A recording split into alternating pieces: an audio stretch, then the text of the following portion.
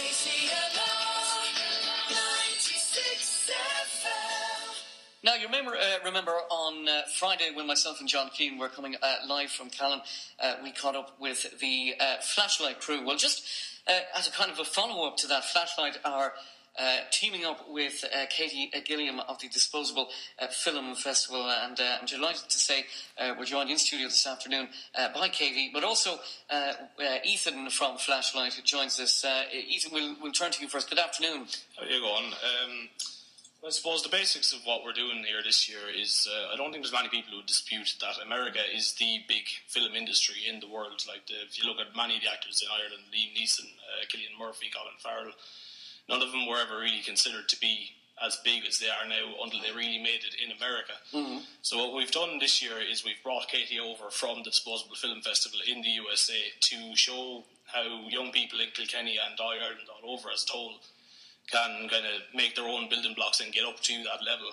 Right.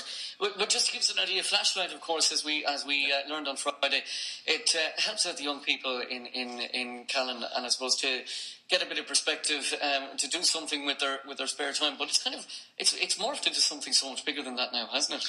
Well, yeah, it's gotten an awful lot bigger than we ever really expected it to be. I mean, when we started out, we expected to be just a small organisation organising an odd gig here and there. But when the Elmrie Festival came along and we got involved with Commonage, that all just blew out of proportion completely.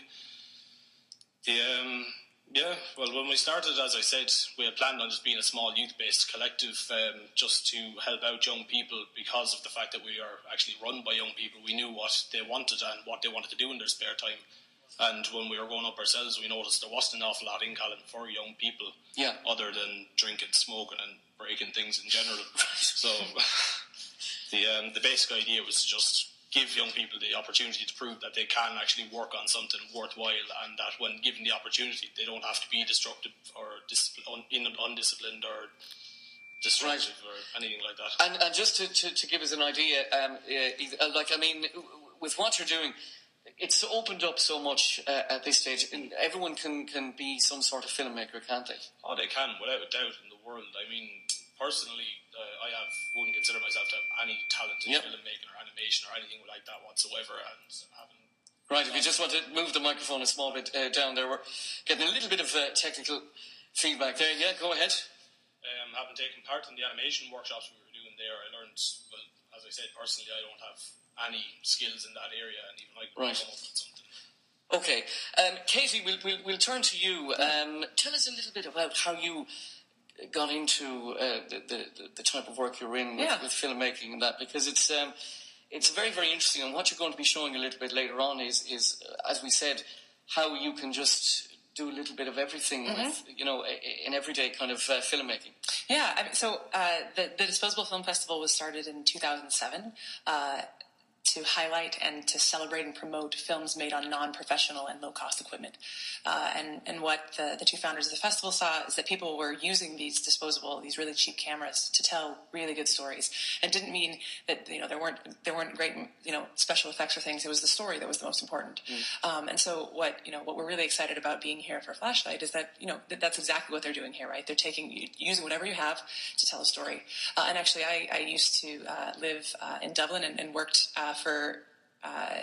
worked basically doing this type of filmmaking with young people and some groups. So when I went back to the States and have been working on this festival for a while, and we will have a load of really great films tonight that are from all over the world. And I think what Ethan was saying about most big filmmakers coming from the States these days, we want most of our films actually come from other countries, and we think there's amazing stories that aren't just rehashes. I mean, there's great films that come out of the U.S., don't get me wrong, but there's there are so many amazing stories to be told with whatever's on hand. We think if someone has a story but doesn't have the money or the time to go and get a big camera, like we want to make sure that story gets told and uses the tools like the internet and other sort of social media to share that with other people, because you don't have to be the big media fat cats to get your story out now. We want to celebrate that. Yeah, what you do, it's been piloted a number of years ago, but you've been all over the world and got lots of feedback, I think, from many,